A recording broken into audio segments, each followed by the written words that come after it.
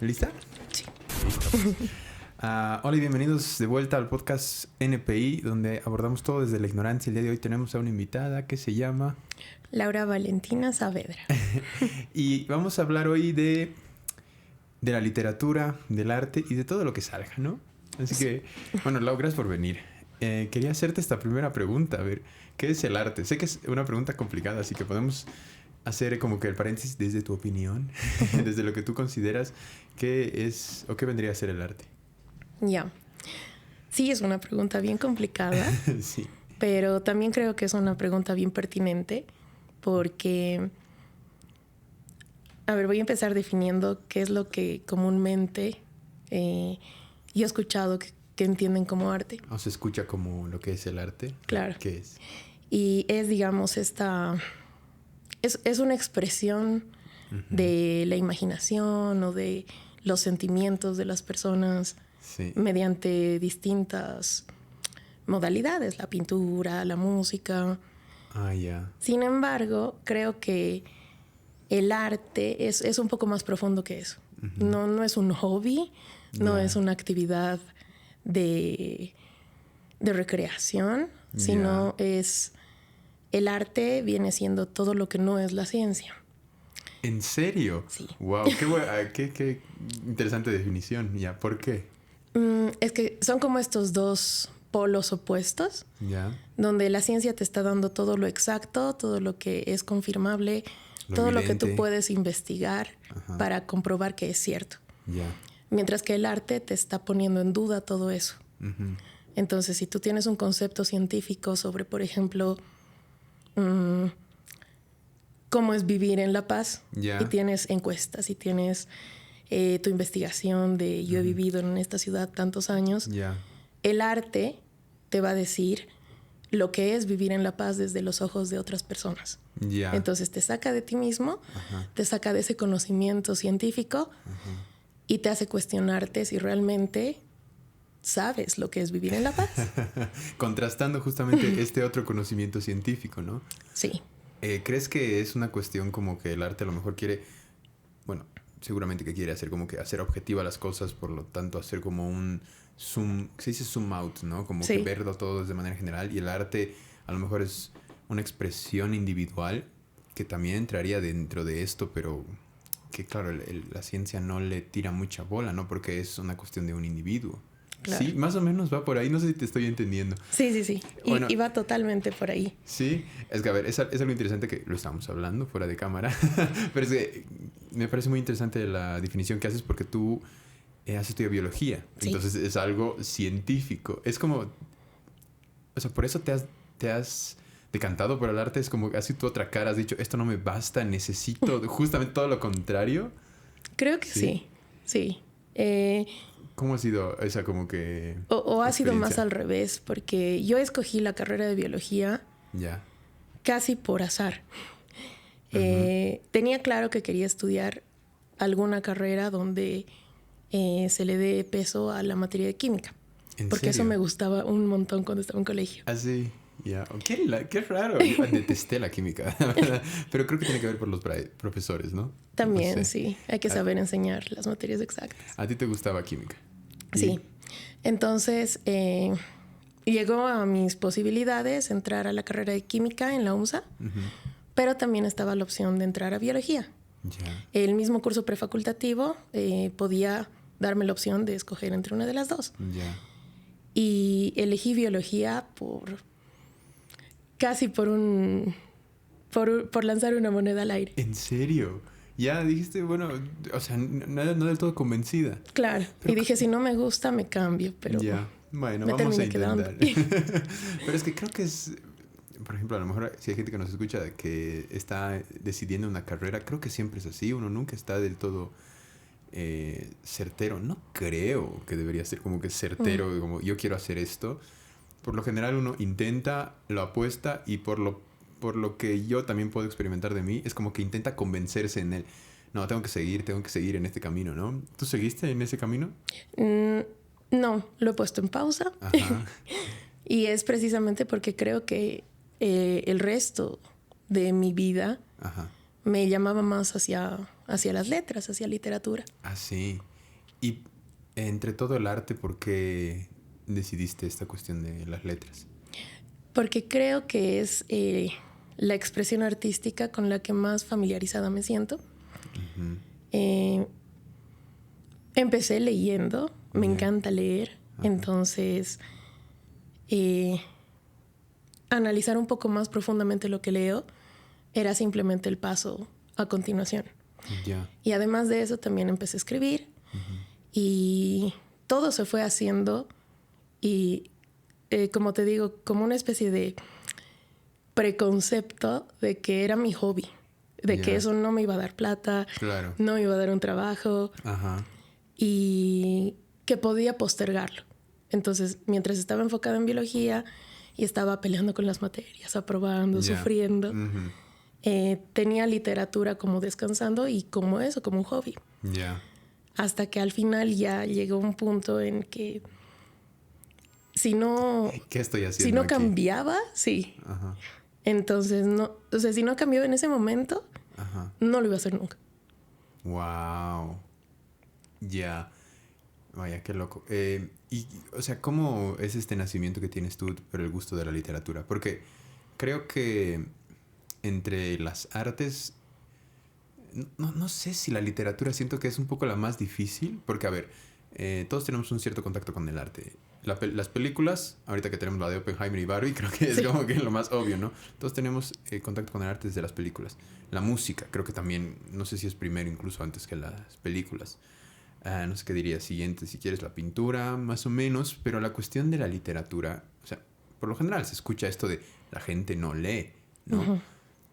¿Cuál ha sido tu, o sea, ¿cómo te digo? El primer paso que has dado para la literatura? ¿Ha sido también un profesor, una persona, o simplemente se agarró un libro y te empezó a gustar?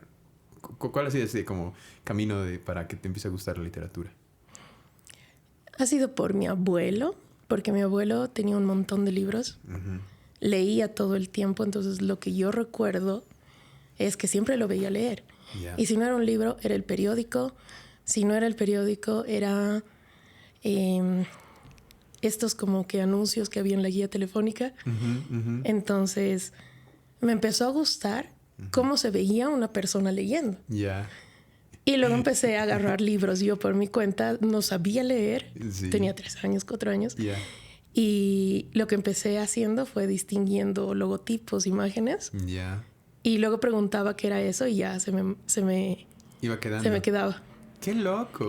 ¡Qué chistoso! Tiene sentido. Yo me acuerdo, a mí me gusta mucho el tango, pero también el acercamiento que tengo del tango es por mi abuelo.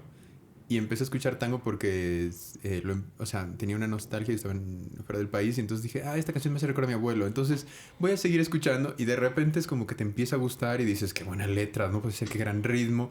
Y ya tienes otro acercamiento más profundo, que comienza con una tontería, a lo mejor, si quieres, ¿no?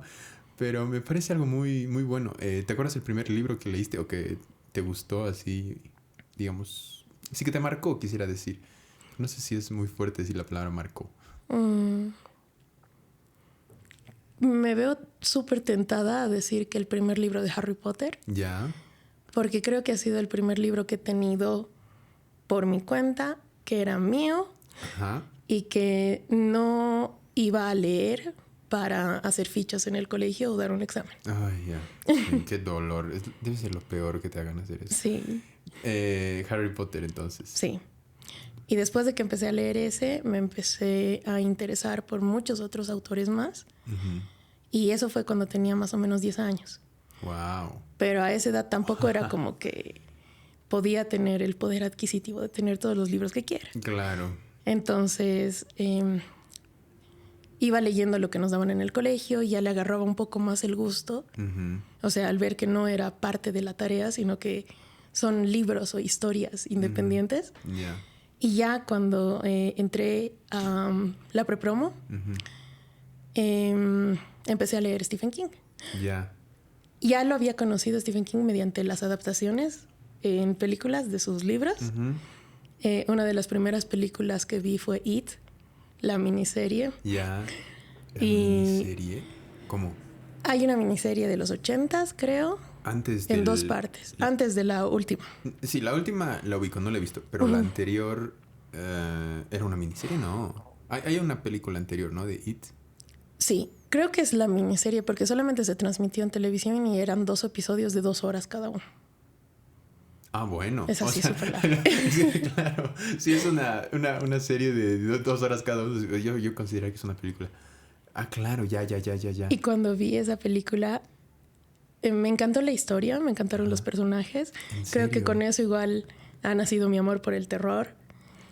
Porque después... Yo tenía 7 años cuando vi esa película. Oh, Dios. Qué fatal. Yeah. Y luego empezaron a gustarme más cosas de terror. Y ya cuando estaba en la prepromo, cuando ya podía comprarme un libro, pedir, digamos, de regalo de cumpleaños un libro, apuntaba a que me regalen Stephen King. Wow. Pero aparte los libros de Stephen King son ladrillos, ¿verdad? Sí, son gigantes. ¿Y qué tal? O sea, ¿los libros son mejores que las películas de Stephen King? Definitivamente.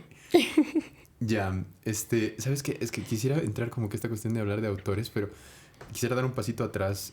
¿Por qué no empezamos a definir qué es la cuestión de la literatura? O sea, hasta donde tenemos entendido es un arte, ¿no? Sí. Pero, ¿qué más se puede decir a partir de la literatura?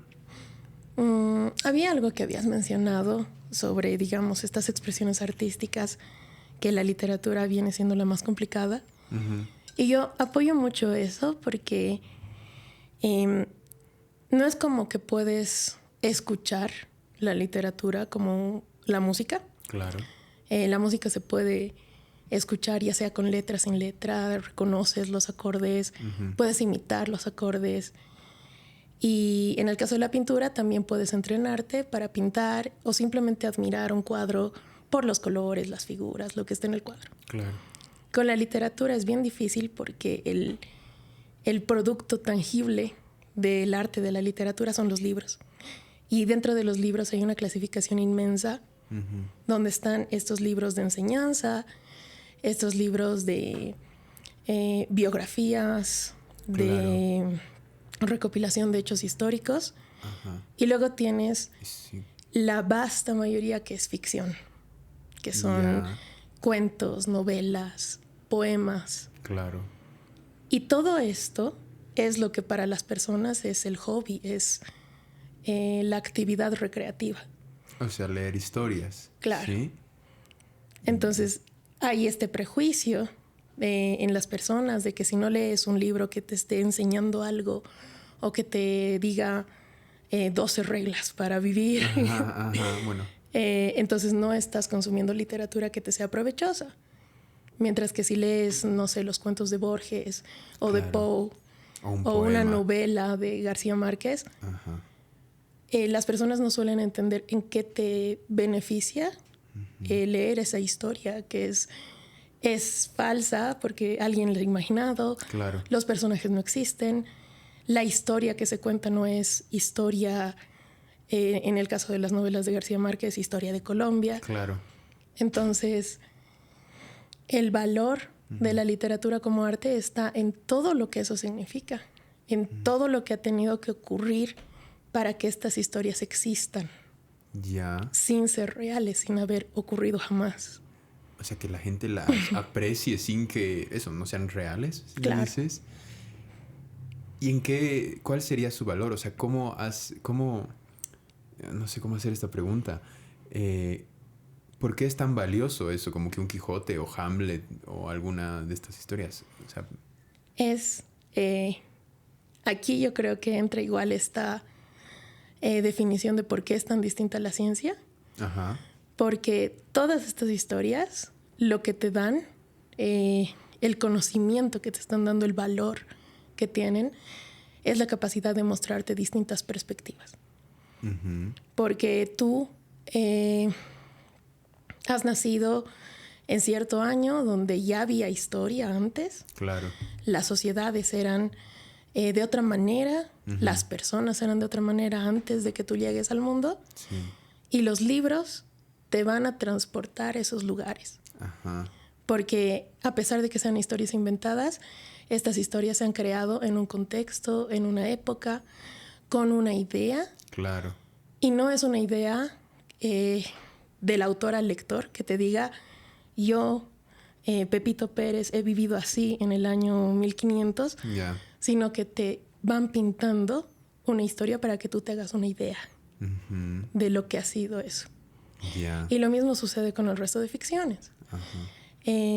Las futuristas, las distópicas, las de terror, las de suspenso, siempre te van poniendo en distintos lugares. Y tú, físicamente, y con el tiempo que tienen los humanos en la Tierra, no pueden hacer todas las cosas que los libros te muestran. Claro, sí. Wow. Pero, o sea, también... Es que tengo muchas preguntas ahorita en la cabeza, pero digo... muestran como que una identidad... No quiero decir identidad, quiero decir como la subjetividad de, a lo mejor, de... Ni siquiera del autor, sino de los personajes, ¿no? Claro. Entonces, algo que... Digamos, esa subjetividad tiene algo de real. O sea, por más de que sea dentro de un cuento de ficción, hay algo que es real ahí, ¿no? Que a lo mejor igual se puede sentir como la cuestión de las emociones o esto... Yo no he leído mucho, la verdad, de ficción, pero... Claro, esto es lo que siempre dicen, ¿no? Cuando lees Hamlet o lees algo de Shakespeare, es como que sientes demasiado las pasiones humanas y te sientes identificado con eso. Aunque eso, Hamlet nunca haya existido. O Quijote, ¿no? No sé. Pero... Ay, quería decirte otra cosa, pero se me fue. Hay algo... Ya me acordé. Hay algo... ¿Has visto La Sociedad de los Poetas Muertos? Sí. Es justamente, creo que le resume bastante bien esa parte donde el profesor les dice, ¿no? Como que sí, estudiar física, química, leyes, es como que algo que nos sirve para estar vivos, ¿no? Pero la poesía es lo que te da la razón para vivir, ¿no? O es algo así, no sé si lo estoy parafraseando bien. Me parece muy bien, pero es como que... tal vez en estos tiempos hemos perdido mucho esa capacidad de apreciar algo que no sea útil. Y siempre lo relacionamos a útil con dinero, ¿no? Claro. Entonces, claro, leer un poema, leer un cuento de Borges no te va a traer dinero. Sin embargo, te va a traer otro tipo de riqueza que no entiendes. Yo quisiera... No sé si tienes como más definiciones para este tipo de riqueza que no entiendes. Tú, o sea, ¿por qué lees? ¿Qué tipo de placer te da? Cuando uno está empezando a leer, es bien difícil identificar qué es lo que le gusta de la lectura.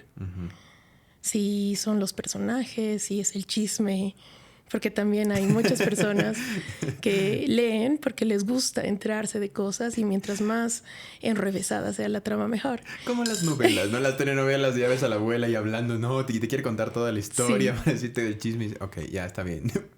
¿Puede ser por eso también? Sí. ¿O por qué otras cosas? Y creo que también cuando vas conociéndote también a ti mismo como lector, vas ya discerniendo también tus gustos y identificas qué es lo que no te gusta, qué es lo que no, qué es lo que sí. Ahí es cuando te das cuenta que el valor o esta riqueza que no sabes definir bien que te dan los libros lo que es la capacidad de comprender cómo pueden estar pensando otras personas. Porque si no existiera, digamos, esta capacidad o esta posibilidad de leer historias ajenas que han sucedido en otro país, en otro tiempo, claro, uno crecería simplemente pensando que lo que le han enseñado es lo único que es y que la persona enfrente, la persona al lado, se ha formado o tiene los mismos pensamientos que uno, sí o sí. Claro. Y ese es un problema actual en la sociedad porque muchas personas piensan que como les han enseñado a ellos algo, eso es lo correcto y todos los que piensen lo contrario están mal. Y hay que enseñarles a pensar como uno. Entonces, en los libros tú te encuentras a personajes que han tenido otro tipo de educación, otro tipo de vida, otro tipo de experiencias y que tienen pensamientos que si bien no van por el mismo camino que los pensamientos que tiene uno, pueden llegar al mismo objetivo. Y eso también te abre un poco la mente, no solamente para conocerte a ti mismo y para identificarte con los personajes, sino para identificar a las personas a tu alrededor. Y en lugar de verlos como extraños o como personas a las que les falta saber lo que tú sabes, abres tu mente a creer que ellos tal vez tienen un conocimiento que a ti te ha faltado. Y que esa es la raíz de las diferencias. Ya. Y todo eso está en los libros. Wow. Ya. O sea, como... Sí, estamos moldeados por nuestra circunstancia, ¿no? Entender... A lo mejor sí, eso, conocer... Es que pareciera que es como que conoces más personas, ¿no? Cuando lees... o sea, cuando tienes personajes... O sea, lees libros, conoces a los personajes que hay en los libros. Sí. Y te da esta... Dices, perspectiva un poco más de cómo es la vida y entender a lo mejor que en cierta medida nuestra vida también puede ser un tipo de cuento. Claro. Sí, contado, no sabemos por quién, en todo caso, pero bueno, eso a lo mejor no importa. Qué loco, ya. ¿Y cuál crees tú o qué consejo más o menos le podrías dar a alguien para que empiece a leer? O sea, ¿cómo empieza a encontrar este gusto que tiene, digamos, por la lectura? Porque... volviendo a lo mejor un poco a esta cuestión que me he hecho, la ficción tiene demasiadas, digamos, subcategorías, ¿no? Porque claro, qué sé yo, de romance, drama, tragedia, comedia, bla, bla, bla, bla. ¿Cómo podría yo empezar empezar a distinguir cuál es mi gusto, digamos? ¿O cómo lo has hecho tú? Yo empecé a leer lo que llegaba hasta que di con... las historias que me gustaban. Lo que llegaba era lo que llegaba a tus manos. Sí. Básicamente, sí, ya. Me he leído, por ejemplo, todo Harry Potter. Y sí me gustó. Ajá. Pero creo que es una historia que... sí, es una historia que ha tenido una etapa. Ya. Y como esa historia también ha terminado, no...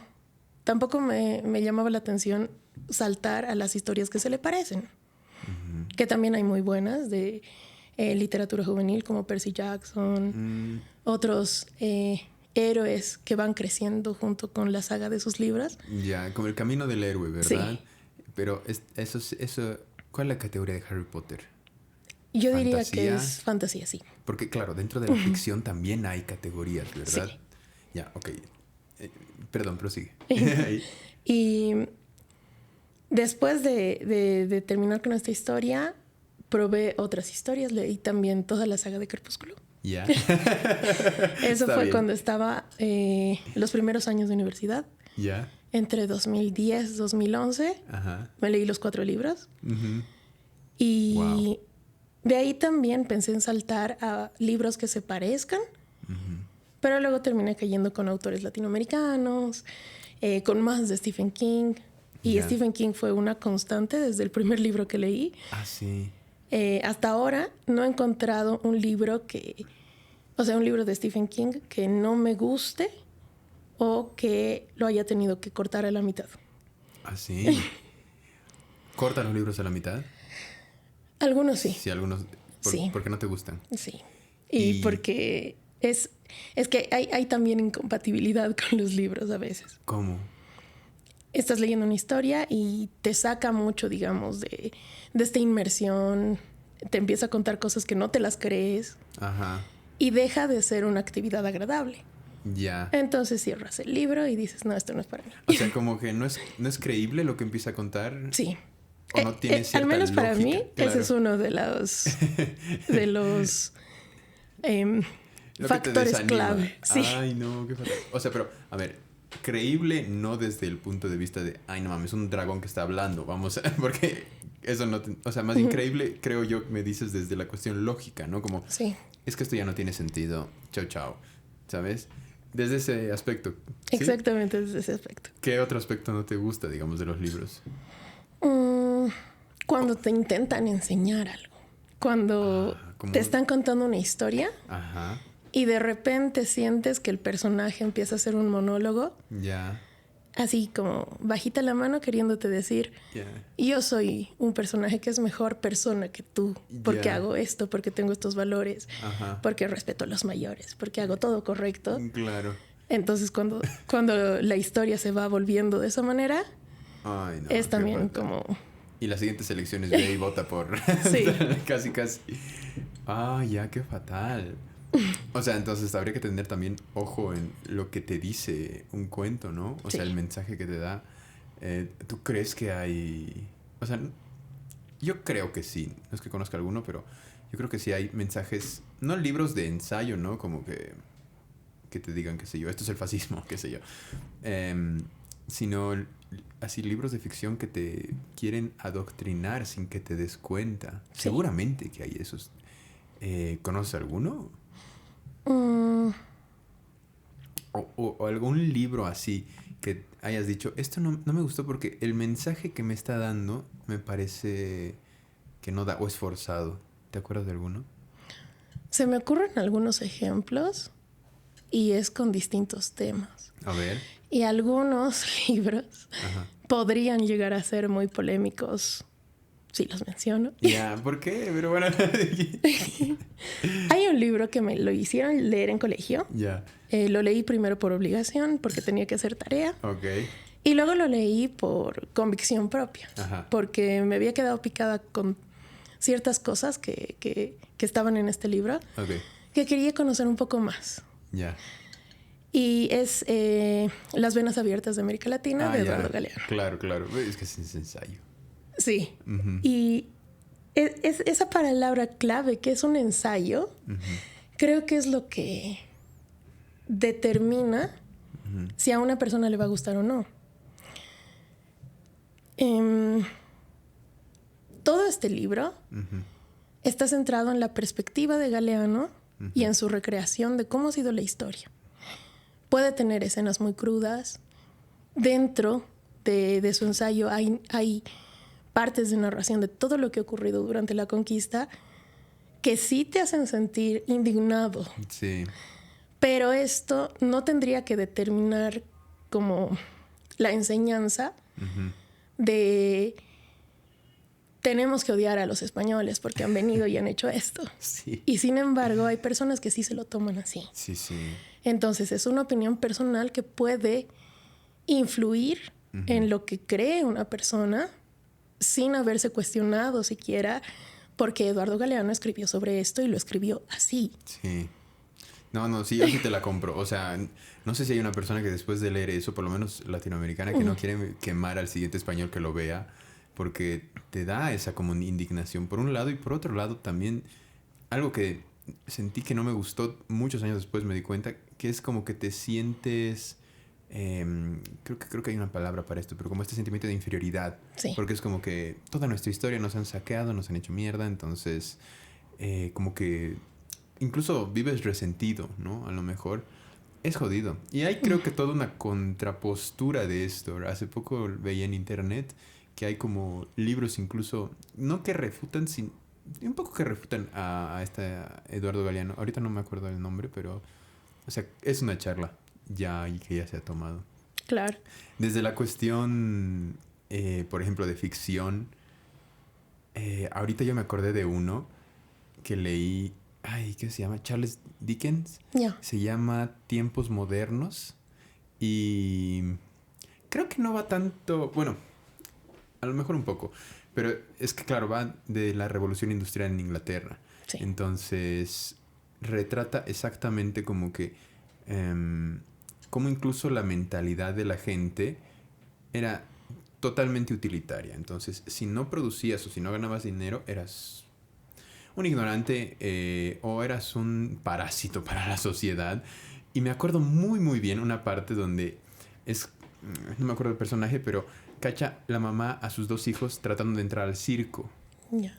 Porque el circo había llegado a la ciudad y la señora se indigna. Así como si los hubiera visto drogándose, básicamente.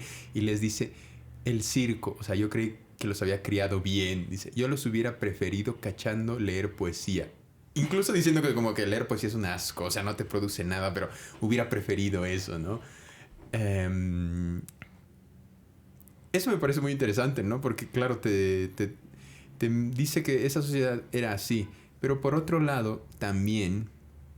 a lo mejor, siguiendo con esta cuestión de Eduardo Galeano, siento que si no prestas atención, te puede vender la contraparte, ¿no? Sí. De todo lo que es máquinas o producción está mal. Que tampoco es la idea, ¿no? O sea, no tendríamos este podcast y todo eso, claro. La verdad. Pero, bueno, no sé, te quería preguntar si tenías como que alguna otra como que idea así. No necesariamente tiene que ser política, ¿no? Sino también, a lo mejor más cultural, ¿no? Que te vendas cierto tipo de estilo de vida sin que te des cuenta. Entonces, ¿tienes uno así? Hay una especie de boom últimamente en las novelas juveniles que están orientadas a jóvenes entre 13 a 18 años, digamos. Donde el tema principal de estas historias y de estas novelas es el romance. Porque es lo que vende a esa edad. Pero es un romance tan... En primer lugar, es falso, es irreal, no es profundo. Y sin embargo, estos libros están plagados de lugares comunes, de situaciones que realmente son inverosímiles y que si se interiorizan pueden empezar a crear ideas en los lectores de que un romance tiene que ser de estas características. Y estas características siempre son que hay un protagonista masculino que tiene mucho dinero y mucho poder y que además es súper frío y no le da ni los buenos saludos a su madre. Y luego viene esta personaje femenino que es muy risueña, inocente y no conoce nada de la vida. Y se encuentra con este personaje masculino que se enamora perdidamente de ella y todo es fácil porque él tiene dinero y ella simplemente se deja guiar. Y si este personaje masculino tiene características que en la vida real serían consideradas como tóxicas, como destructivas, machistas, no importa porque lo hace porque está muy enamorado del personaje femenino. Y claro, en algunas historias también ponen que el personaje femenino pone barreras y pone límites y ella también hace lo que quiere, pero siempre está esta conexión inverosímil en que los personajes cambian por una providencia divina y luego todo se va desenvolviendo a conveniencia.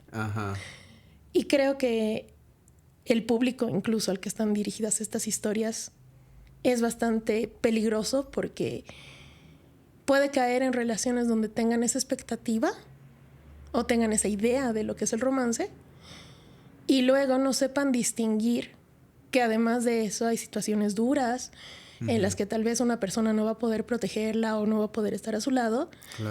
Y simplemente es porque así es la vida.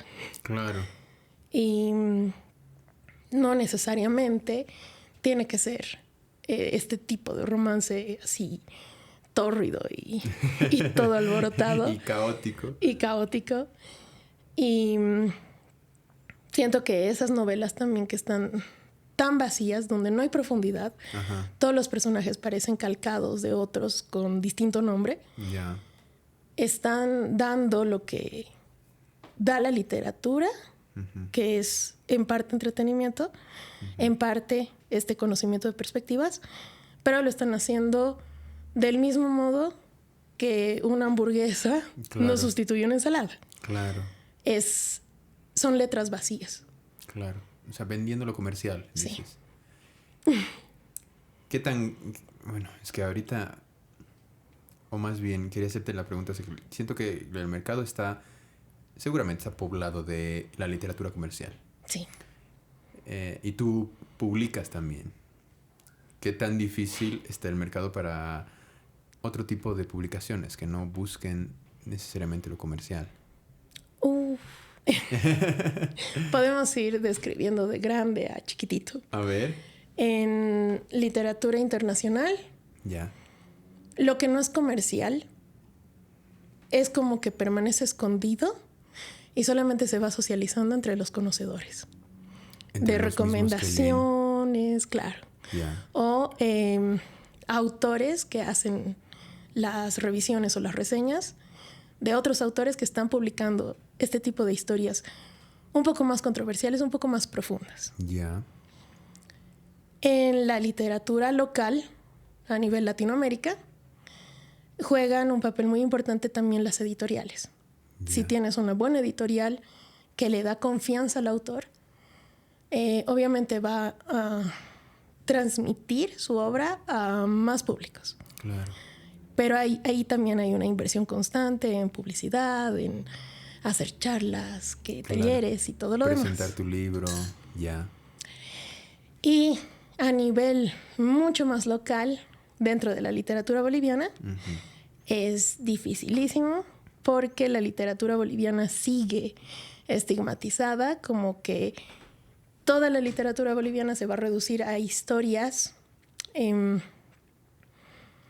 costumbristas, ambientadas en el campo, en las décadas de los 60s o 70s. Ah, sí. Entonces, te preguntan, digamos, autores nacionales bolivianos y te van a decir Adolfo Costa Durrell, que escribió La Misquisimi. Ni idea, de verdad. Aquí sí lo admito, en literatura boliviana soy un ignorante tremendo. O Víctor Hugo Vizcarra, con Borracho estaba, pero me acuerdo. Me acuerdo, sí. O si no, La Chascañahui, los cuentos de Antonio Paredes Candia. Todos estos cuentitos que sí son parte de la literatura boliviana, pero no son en lo que nos hemos quedado. Ya. Entonces, cuando las editoriales y los grupos de lectura y todos estos colectivos culturales que están tratando de impulsar el leer un poco más autores nacionales, sacan historias y conversatorios y te enseñan y te enteras que hay una novela boliviana, por ejemplo, que está ambientada en un paseo en minibús. ¿Qué? ¿En serio? Sí. ¡Qué genial! ¿Y? Esa, por ejemplo, se llama El Rehén, de Gabriel Mamani, que fue el Premio Nacional de Novela de 2019.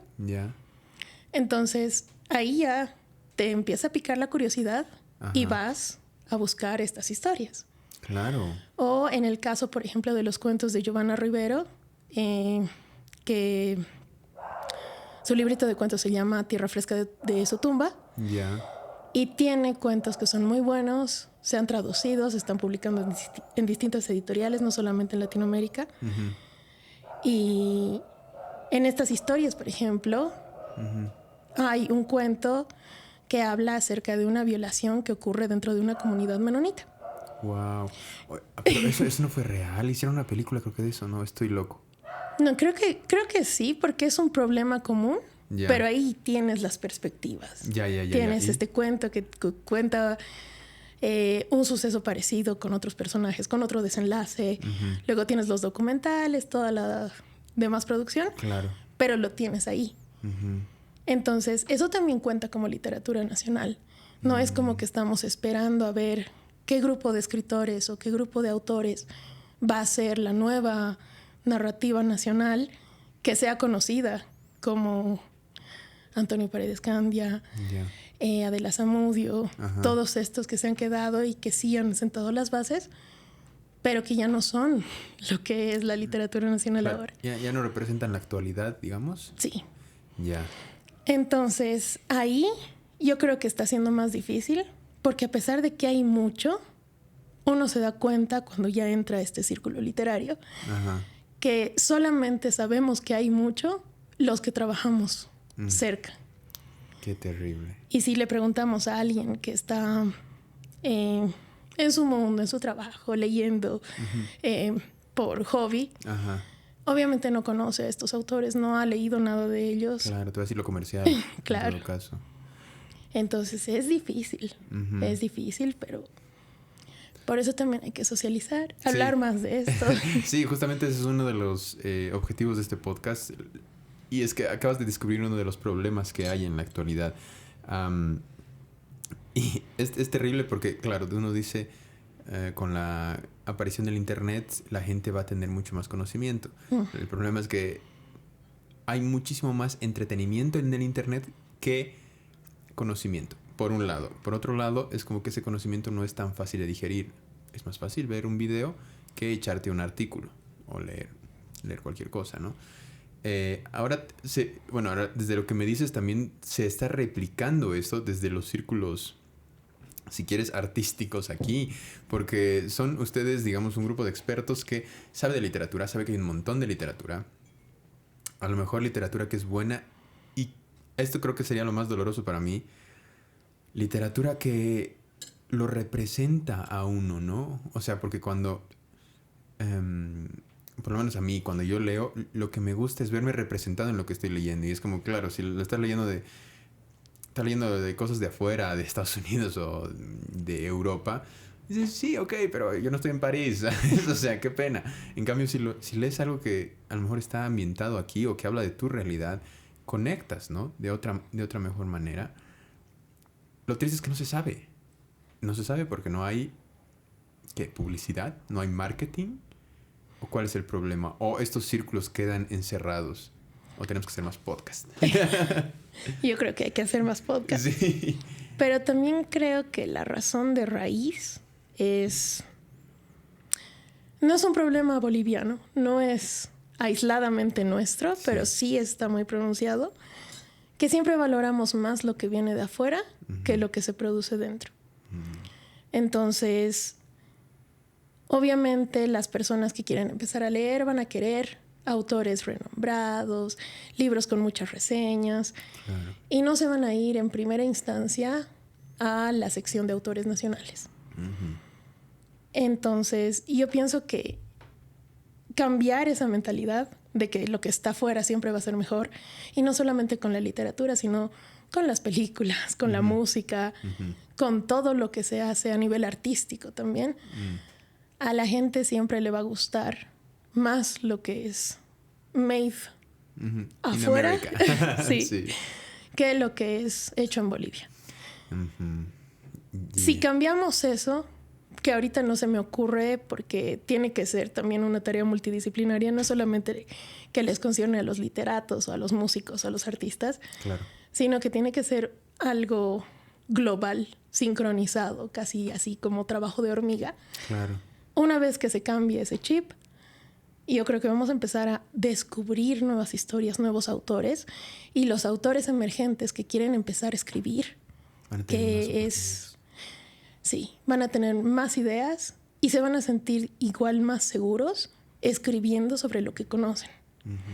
Porque yo que he trabajado con talleres de escritura, lo que veo es que hay una influencia súper fuerte de historias externas. Sí. Nombres americanizados, situaciones que solamente, digamos, ocurrirían en Nueva York. Y eso se refleja en la escritura. Aquí nadie va a leer o nadie va a querer leer una historia de Nueva York que tenga el sello hecho en Bolivia. ¿Por qué?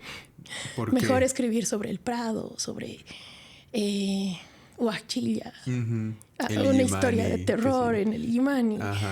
Y no se animan a hacer eso porque no hay una influencia, no han leído tal vez a tantos autores nacionales como para saber cómo canalizar la escritura por ese camino. Entonces lo que nos quedan van a ser historias influenciadas por autores extranjeros que quedan ahí. Wow. Y por eso también hay que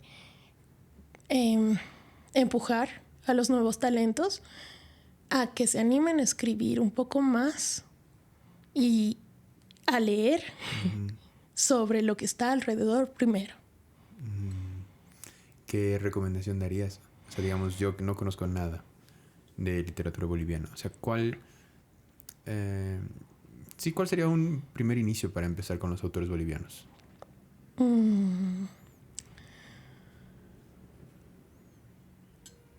Podrías empezar con Edmundo Paz Soldán, que es ya un poco más conocido.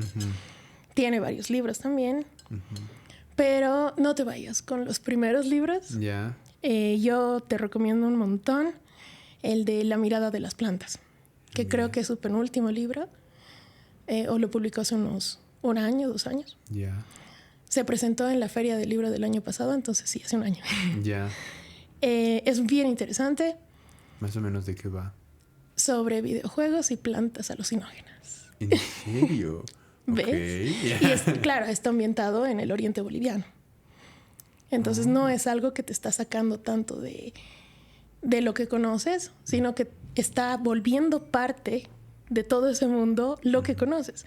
Y eso también es bien emocionante. Ya. Entonces puedes empezar leyéndolo a él y luego, como efecto dominó, vas a ir descubriendo a todos los demás autores. A Rodrigo Asbun, a Liliana Colanzi, a Giovanna Rivero, a Gabriel Mamani. Ajá. Hay realmente como para escarbar, porque es todo este nicho de autores nacionales que tiene cosas súper interesantes y que algunos tendrán novelas, otros tendrán cuentitos, otros tendrán crónicas, que es un género bien interesante porque va entre la ficción y la no ficción. Ya. Entonces, con eso, yo creo que ya vas a poder ir haciendo una idea de la situación en la que está la literatura boliviana. Ya. Qué bueno. ¿Qué te quería preguntar? ¿Hay terror aquí en Bolivia? O sea, ¿hay autores que escriben sobre terror? O sea, con la temática del terror. Sí, también. Un libro de cuentitos que a mí me gusta mucho lo escribió Ernesto Calizaya, que se trata de los ajayus o de los espíritus, que son clásicos del altiplano. Claro. Otro que se llama Cuculas, que es de como que de los monstruitos mitológicos, de leyenda urbana. Ya. Entonces él tiene este compilado de historias que son súper cortitas, que tienen ese aire de terror. Ya. Luego está... hay una autora cruceña, que es Vanessa Jacoman, que también ha escrito varios relatos, ya un poco más orientados hacia lo Lovecraftiano. Creo que tiene una serie que se llama Luznar, que igual tiene estos elementos de terror, que puede incluso ser literatura juvenil fácilmente. Y se podría, digamos, compartir, dar esto de tarea en los colegios en lugar de todo lo demás. Leer el Quijote, por ejemplo. Aunque el Quijote también es... O sea, es necesario, pero no en el colegio. Hay que disfrutarlo después. En el colegio. Sí, hace poco tenía un invitado que me dijo, si yo leí el Quijote en el colegio, ¿por qué tus profesores te harían algo así? Y claro, me decía, sí, hay algunos de mis parientes, me dice, ellos buscaban resúmenes, porque sus profesores les decían, mejor busquen resúmenes del Quijote para leer y no leer el Quijote directamente. Y a lo mejor es un problema educativo, ¿no? Desde la currícula de tienen que leer el Quijote, que no es a lo mejor muy flexible o muy realista, no sé. No sé, creo que sería otro problema. Lo que podría adaptarse también, tal vez no todo el Quijote, sino algunos capítulos. Sí. Y que vayan conociendo la historia, pero no, por ejemplo, trabajo de tercer trimestre el Quijote y en 2 meses leerlo y en 1 mes prepararte para el control de lectura. Claro, no sé. Eso no. ¿Cada cuánto lees tú un libro? O sea, supongo que lees con más rapidez que con la que leías antes, pero más o menos cada cuánto tú digieres un libro. Dependiendo de la longitud del libro, de la temática del libro, podría ser unos 2 por semana o 1 por semana. ¿Qué? ¿2 libros por semana? ¿De cuántas páginas? De eso serían entre 200 y 300 páginas. ¡Wow! ¡Oh, Dios! Oye, qué tremendo. Es cuestión de casi que forzar el hábito. ¿Ah, sí? O ir sustituyendo actividades. En vez, digamos, de ver tele o quedarte todo el fin de semana viendo una serie, empiezas a leer un libro.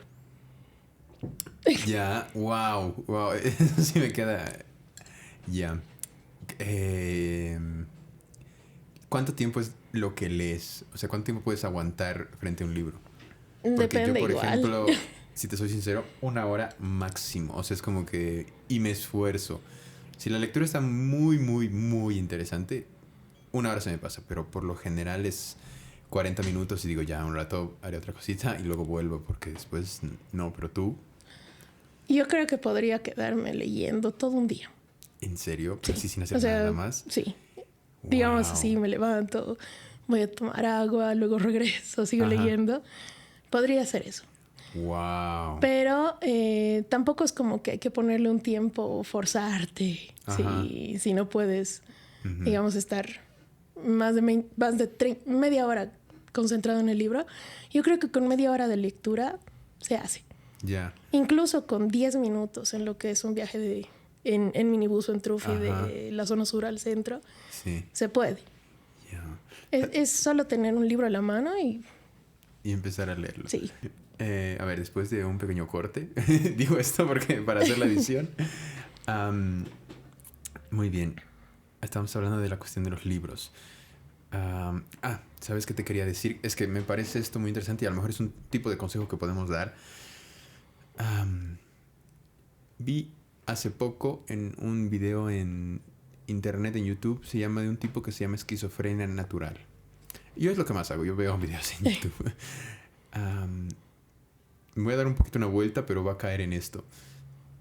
Dice, el problema ya del internet, desde la cuestión del entretenimiento, es que las redes sociales, Facebook, Instagram, TikTok, sobre todo estas tres, YouTube no tiene tanto esta manera de ser, te fríen el cerebro, porque son adictivas a propósito, es decir, el algoritmo te va mostrando, sobre todo TikTok, creo. Es como que te va mostrando cosas que te van a mantener enganchado y te van a mantener ahí. El problema es que dice, son a propósitamente, no sé si es así, no, de manera intencional, son adictivas. Entonces, no es como que tú no te sientas mal si no puedes controlar esta cuestión que, digamos, de que abres alguna red social y no te vas en una hora. El problema es que está diseñado para que hagas eso. Ahora, dice, lo peor es que te sientes mal porque no te puedes... O sea, dices, dije que me entras 10 minutos y entras una hora. ¿Cuál es el problema secundario a esto que las redes sociales se están volviendo adictivas? Es que te están friendo el cerebro, están friendo tu capacidad de atención. Y yo creo que esa capacidad de atención es muy importante para el momento de leer, porque ya empiezas a ver tu vida desde esta perspectiva de todo tiene que ser interesante en 30 segundos o me aburro. Y te empiezas a aburrir a los 30 segundos. Y por eso yo te digo, leer un libro es tan difícil. Un consejo que a lo mejor yo daría, a lo mejor tú si tienes otro sería genial, es... hay un método que se llama el método Pomodoro, no sé si lo ubicas. Sí. Si no, que es 20 minutos, yo tengo ese. 20 minutos, paras, voy por agua, otros 20 minutos, te paras, vas por agua... y así hasta completar una hora y luego das como que un espacio más grande. Sí. Creo que ese es un consejo, a lo mejor para empezar a leer. ¿Tendrías otro? Y quería hacerte también esta pregunta, sobre todo para sobre todo adolescentes. ¿A qué edad crees tú que sería bueno empezar a leer? Ya desde los 10, como comenzaste tú, a lo mejor un poco después. Y si sí, ¿con qué libro se puede comenzar? No creo que nos estén escuchando niños de 10 años, pero a lo mejor hay alguien que dice, oye, yo quisiera que mi sobrino, mi primo, mi hijo lea, ¿sabes algo? Entonces, ¿por dónde puedo comenzar? A ver, primero iremos por esto de las recomendaciones. Creo que igual tratar de buscar algo apto para cierta edad o para cierto grupo, digamos, de personas, va a limitar un poco el tipo de literatura que les puede llegar a gustar. Entonces, cuando hay algunos padres de familia igual que han venido y me han preguntado ¿qué le puedo dar a mi hija que tiene 13 años y quiere leer algo? Lo que yo les recomiendo siempre es que vayan a la librería con ellos y los dejen escoger lo que quieren. Sea de lo que sea. Sean clásicos, sean novelas históricas, sean cómics o cómics, lo que sea, va a aportar porque además los están haciendo partícipes de su primera lectura. Por eso yo recuerdo tanto Harry Potter, porque ha sido el primer libro que yo he sentido que he elegido para mí, que no han venido y me han dicho toma, lee esto y sangre de campeones, sino que es algo que me ha llamado la atención, me ha gustado, ya sea por la portada, la sinopsis, el muñequito, los colores, no importa. Sentir que te apropias de algo es siempre gratificante. Entonces, si le quieren regalar un libro a sus hijos, sobrinos, lo que sea, que vayan ellos y ellos lo escojan. Eso sería lo mejor. Y que sea lo que sea. Ahora, obviamente, va a haber algunas cosas que sí habría que controlar, como estos libros de romance que igual Hay algunos que están más enfocados hacia lo erótico, pero que pasan como literatura juvenil, que es terrible. Y eso ya tal vez podría controlarse un poco, pero incluso así, hacerlos partícipes, elegir su primera lectura, es clave. Y ahora sí, respecto a la recomendación con esto de las redes sociales y la adicción que causan, igual creo que la raíz de esta adicción es que lo que te ofrecen las redes sociales son recompensas súper rápidas. Es instantáneo. Y por eso tienes en TikTok, por ejemplo, videos de 1 minuto que ya es suficiente tiempo como para que te digan algo o te digan 1000 cosas que tal vez no están ni comprobadas, no son verdad o están recortadas, pero ya tienes esa información. Y como el cerebro de las personas está recibiendo recompensas todo el tiempo, se olvidan del proceso para llegar a esa recompensa. Entonces, en una historia, por ejemplo, de misterio, que sería la más cercana a tener este tipo de recompensas, hay una construcción de la escena, del suspenso, del misterio que va envolviendo hasta llegar a una revelación. Pero esto puede tomarte así como 2 páginas, puede tomar 50 páginas o 100. Y no poder aguantar hasta llegar a esa recompensa final, ese es el problema que están arruinando las redes sociales. Entonces, sería un poco hackear esta fórmula que tienen las redes sociales, limitando las recompensas que nosotros recibimos. Si, digamos, estamos acostumbrados a obtener respuestas con el celular y googleando una pregunta, tratemos de pensar un poco más antes de hacer eso. Me pasaba con mi papá en una conversación que él se había olvidado el nombre de una canción y yo ofrecí a buscarla en internet, pero me dijo, no, voy a pensar y me voy a acordar. Y estuvo media hora pensando para acordarse, pero sin recurrir a la salida fácil. Y creo que fue mucho más gratificante para él también poder recordar esa información que sabía que tenía en lugar de que algo más lo responda por él. Claro, ejercitar la mente, ¿no? También. Sí, clave. Quería hacerte una pregunta. Va a ser un poco a lo mejor controversial, pero... Ya, muy bien. Entonces tenemos que... leer es un hábito poco común. Sin embargo, hay que hacerlo, si quieres. Yo incluso lo siento como algo necesario. Es como que un tipo de ejercicio. Yo me esfuerzo mucho a leer. ¿Qué consejo darías tú para...? Porque alguien te podría decir, ya, perfecto, yo leo, pero yo leo autoayuda. Y esta es la cuestión controversial, porque siempre cuando uno menciona autoayuda es como que, ay, por favor, ¿sabes? ¿Qué consejo tú darías para que, bueno, quieres leer, pero, a ver, autoayuda te da una solución. Eso es como que si quieres el premio o la recompensa. ¿Qué recompensa te da la ficción? ¿Por qué leer ficción? Tal vez sería la pregunta. Ya. Con los libros de autoayuda, esta recompensa que obtienes es que te están enseñando a hacer algo. A ser más productivo, a confiar en ti mismo, a sacar el mayor rendimiento, digamos, de una cámara nueva. Porque incluso, digamos, se orientan hacia ese lado, ¿no? O sea, aprovechar lo que tienes, dejar de gastar, todas estas filosofías que sí son muy buenas y sí pueden ayudar, pero lo que están haciendo igual es encerrarte en ti mismo. O sea, son palabras bonitas, palabras de ánimo, solo para ti. Mientras que en la ficción, esta recompensa que estás obteniendo no es algo que vayas a obtener o que vayas a distinguir después de cerrar tu primer libro, sino que vas avanzando y llegas a algún evento o suceso en tu vida en que te cruzas con una persona que te dice o actúa de la manera en que estaba actuando el personaje de la novela que has leído hace un mes. Y en lugar de juzgar a esa persona o de verla a través de un lente gris, como lo harías, digamos, si no hubieras leído esta novela, vas a poder preguntarte o incluso teorizar sobre qué es lo que está pensando, qué ha pasado por su cabeza para hacer lo que ha hecho. Qué bueno. Y te ayuda a conectar un poco más con los demás. Uh-huh. ¿Qué circunstancia tiene que vivir este personaje para ser así? Exacto. Ya, qué bueno. Muy bien. A ver, Lau, ¿y por qué el terror?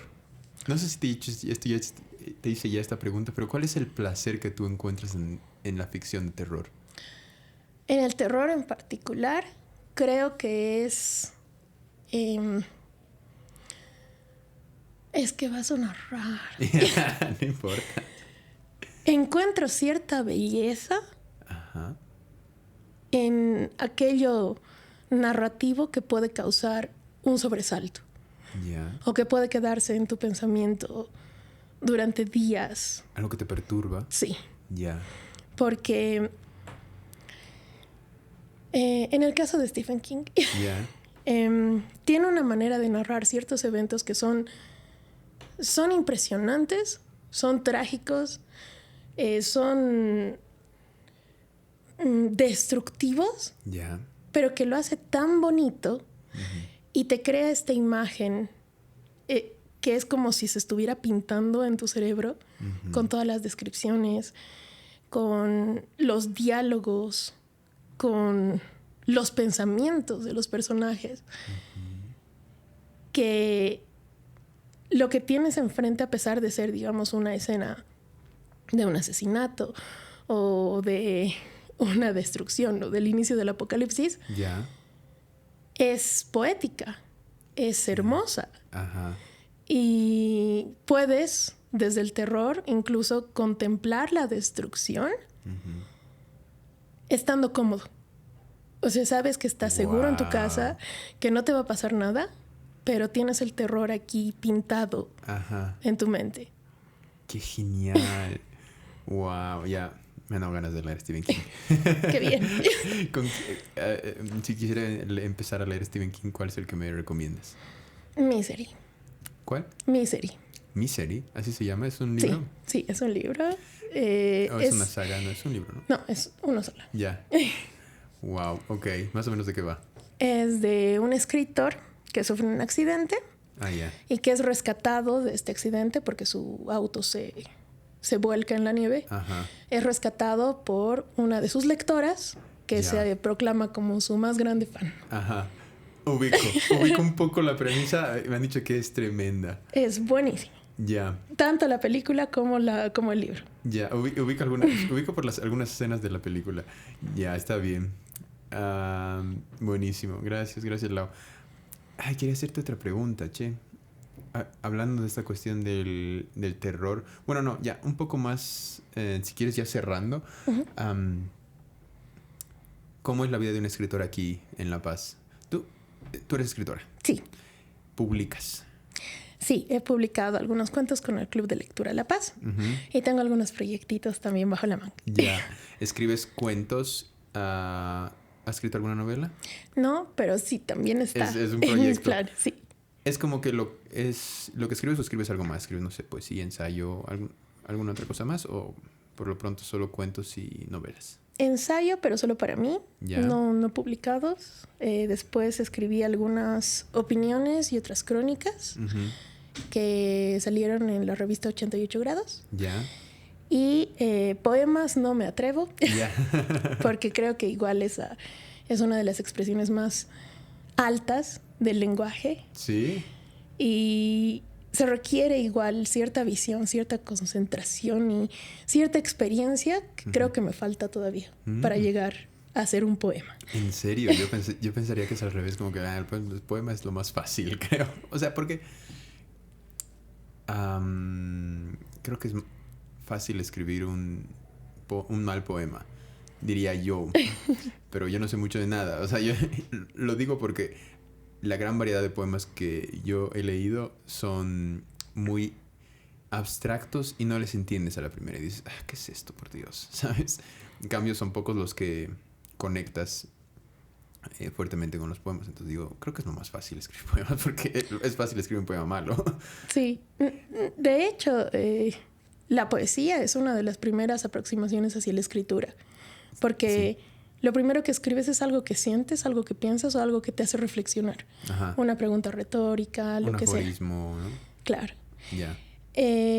Tal vez si hubiera leído yo poesía antes, me hubiera decantado por ese tipo de escritura, pero lamentablemente mi primera aproximación con la escritura fue la escritura académica para biología.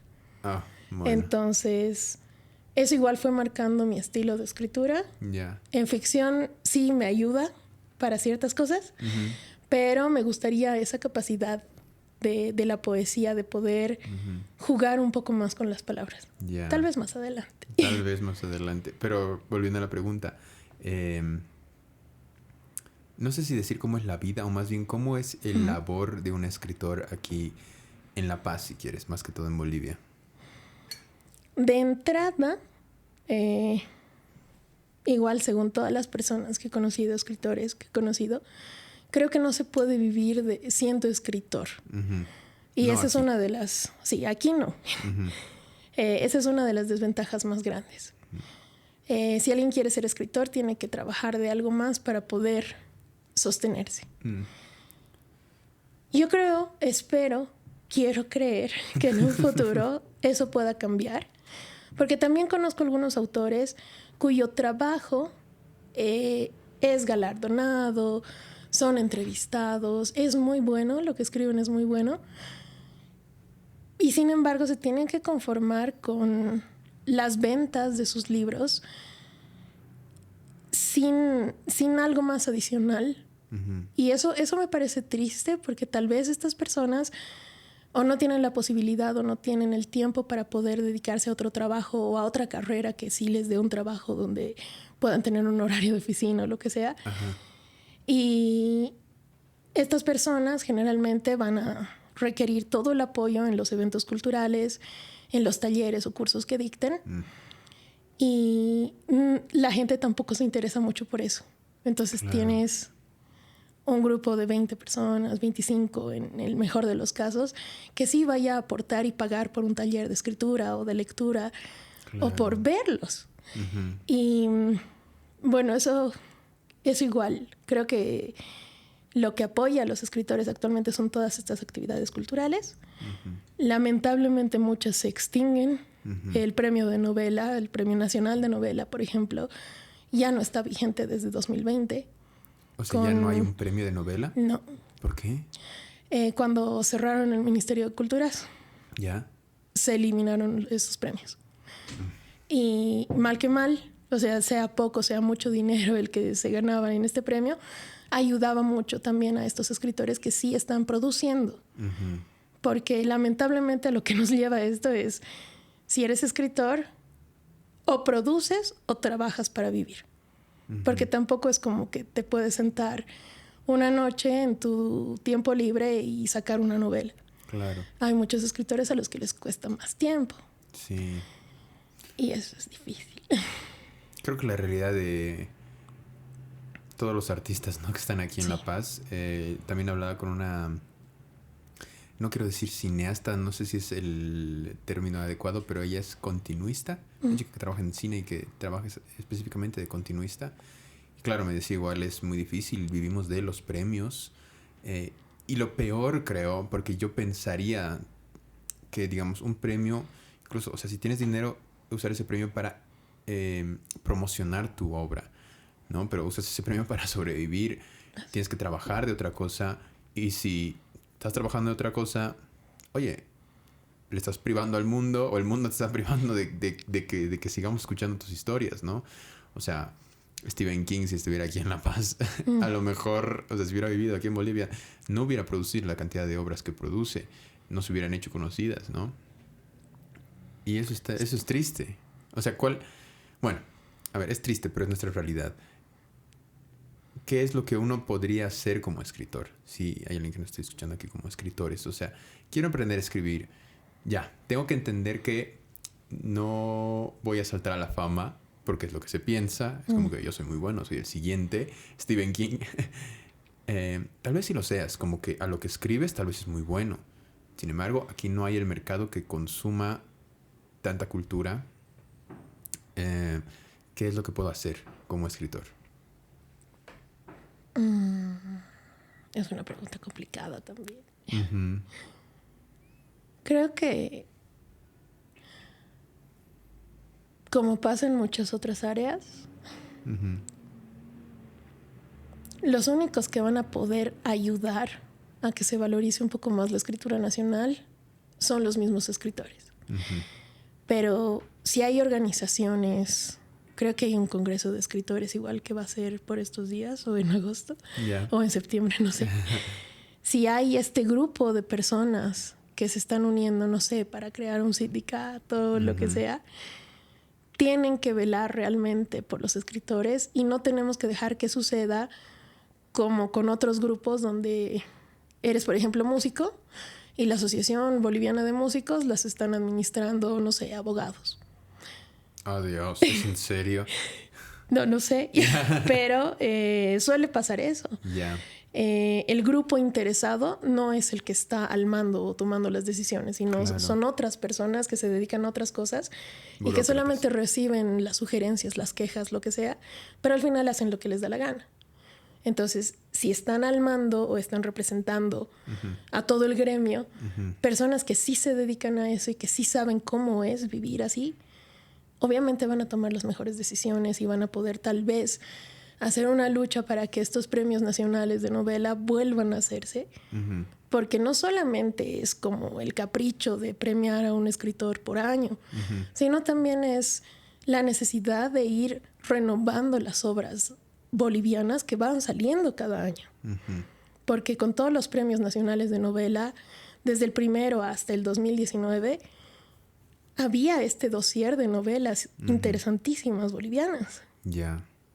Y ahora estamos en una brecha de 4 años, donde en estos 4 años no sabemos qué novelas se han escrito, cuáles habrían sido premiadas, y no hay tampoco esa competitividad que hace que escribas más, que produzcas y que te sientas amparado en tu propio país.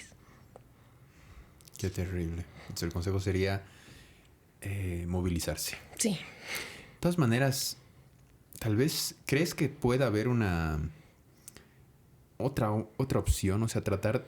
Porque también lo que se piensa es como que, okay, hay que ponerse políticos, que también sería lo justo que el ministerio nos dé más premios a los escritores,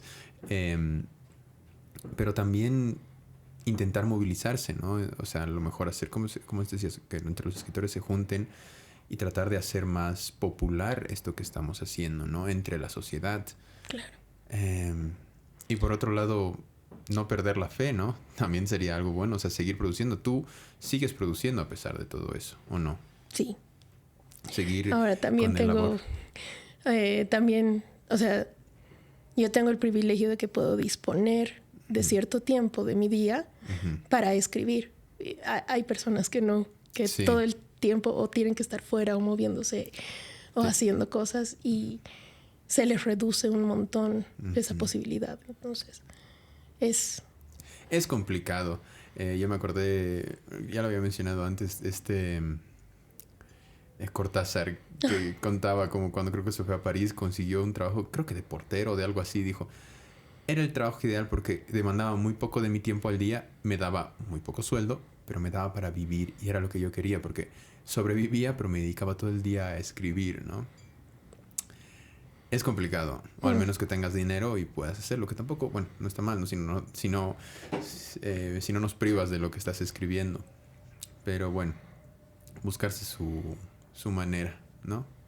Gracias, Lau. Gracias de verdad. Gracias por venir. De verdad, invitada la siguiente vez. No sé si hay algo que quieras decir que no he dicho, porque creo que hay algo que a lo mejor esté fuera de mi rango de preguntas que tú crees que es importante decir.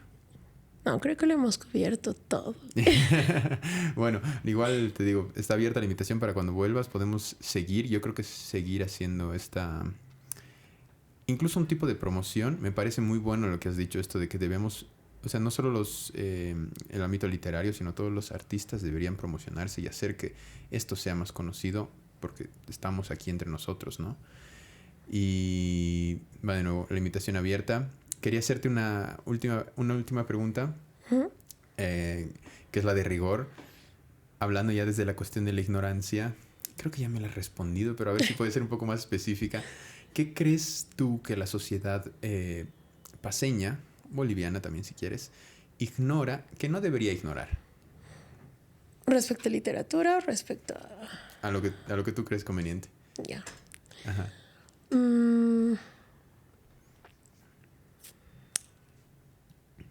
Creo que la sociedad boliviana en general lo que ignora es que la mayoría de nuestros problemas se deben a que todos queremos tener la razón. Ya. Y por este prejuicio, los demás jamás van a poder enseñarnos algo o hacernos darnos cuenta de que necesitábamos un conocimiento adicional. Ya. Nadie nunca va a ceder, nadie nunca va a admitir que no tiene la razón. Ajá. Y a nadie le gusta que le enseñen algo. Somos tercos, dirías. Sí. Bueno. Creo que esa es la raíz de todos los problemas. Ajá. Así que no sé, a quienes nos estén escuchando, pónganse a pensar en la última discusión con un extraño que hayan tenido. Se van a dar cuenta que es porque uno no quiere ceder y admitir que no tiene razón.